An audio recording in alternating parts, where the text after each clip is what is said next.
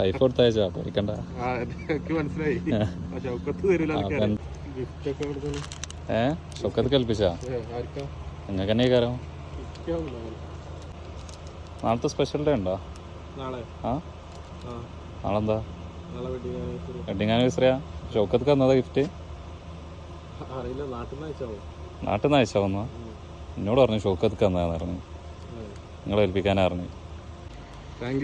ഒന്നും കിട്ടുന്നേ. ഇനി പറഞ്ഞോളി ആരാന്നുള്ളത്.